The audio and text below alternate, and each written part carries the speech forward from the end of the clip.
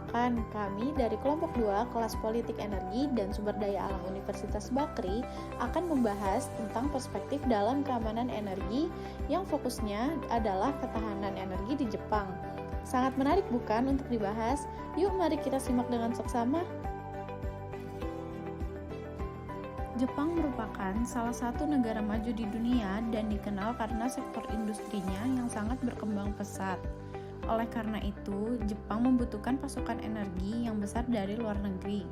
Mengingat ketersediaan pasokan energi dalam negara Jepang sendiri sangat terbatas, hal tersebut menjadikan Jepang sebagai negara yang pasokan energinya sangat bergantung pada pasokan energi impor.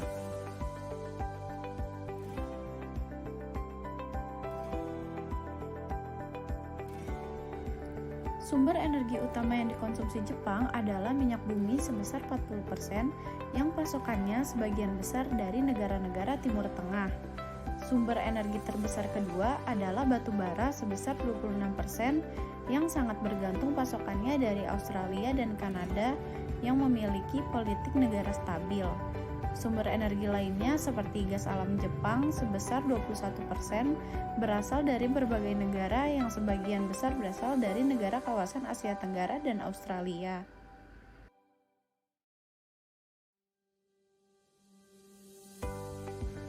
Teori yang akan digunakan sebagai landasan dalam analisa ini adalah 3 perspektif dalam keamanan energi yang dimuat dalam artikel The Three Perspectives on Energy Security, Intellectual History, Disciplinary Roots, and the Potential for Integration yang ditulis oleh Alex Sharp dan Jessica Jewell.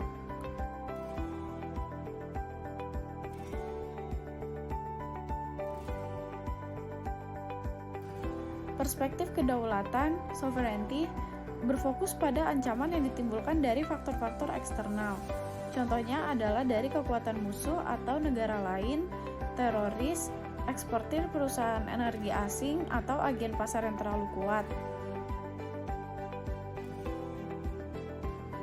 Perspektif kekokohan, robustness, berfokus pada resiko yang muncul yang dapat diprediksi dan bisa dikendalikan. Sumber risiko dalam perspektif ini adalah potensi natural dari bumi seperti bencana alam.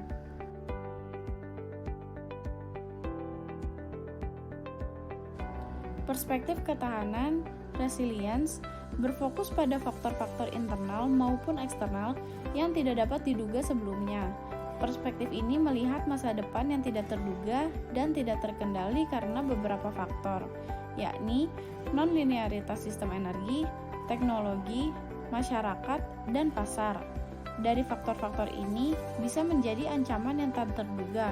Contohnya adalah perubahan regulasi, krisis ekonomi yang tidak terduga, perubahan rezim politik, dan perubahan iklim. Untuk meminimalkan risiko tersebut adalah dengan meningkatkan kemampuan dan bertahan untuk pulih dari ancaman tersebut. Sejauh ini, hanya itu saja yang bisa diminimalisir dari ancaman risiko dalam perspektif ketahanan. Pada awal masa pembangunan pasca setelah berakhirnya Perang Dunia, dan pada saat Perang Dingin berlangsung, sumber energi Jepang sangat bergantung pada minyak bumi yang diimpor dari kawasan Timur Tengah. Hampir 84% kebutuhan minyak buminya berasal dari sana, dan terlihat bahwa pasokan energi dari luar negeri sangatlah besar. Jepang pernah mengalami merosotnya GDP dan inflasi pada tahun 1971 dan diperparah oleh krisis minyak bumi pada tahun 1973 akibat perang di Timur Tengah antara Arab dan Israel, membuat Jepang ikut merasakan dampaknya, berimbas kepada ekonomi Jepang yang juga menurun karena industri berat dan kimia yang menurun produksinya.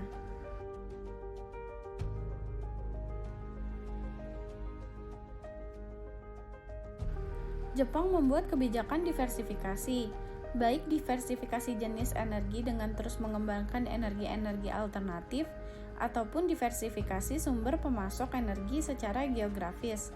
Selain itu, Jepang mendorong intervensi negara yang lebih besar dalam memastikan ketersediaannya pasokan energi, baik melalui upaya diplomatik maupun membuka jalan bagi perusahaan-perusahaan nasional Jepang.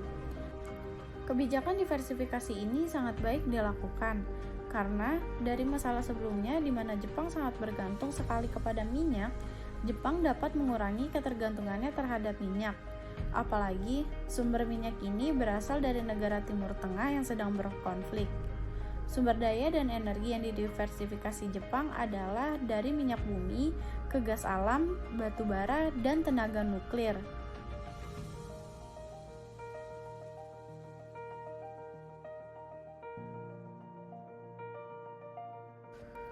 Kebijakan diversifikasi Jepang untuk masalah krisis minyak tahun 1973 terlihat dalam laporan Japan's Comprehensive National Security tahun 1980.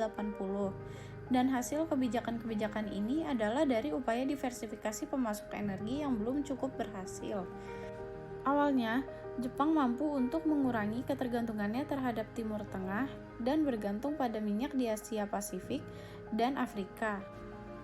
Kebijakan untuk menanggulangi krisis energi tahun 1973 salah satunya seperti yang diungkapkan oleh Nakamura, yakni dengan mengurangi pemakaian sumber energi minyak bumi dalam kehidupan sehari-hari yang diberlakukan baik untuk masyarakat umum maupun untuk industri. Tindakan pengurangan atau pembatasan yang dilakukan oleh pemerintah terhadap konsumsi minyak bumi berakibat pada penurunan pertumbuhan ekonomi Jepang 2 tahun ke depan, yakni tahun 1973 sampai 1975. Walau pada tahun 1974 pun mengalami penurunan, namun kondisi ekonomi Jepang masih lebih baik dibandingkan dengan negara industri lainnya.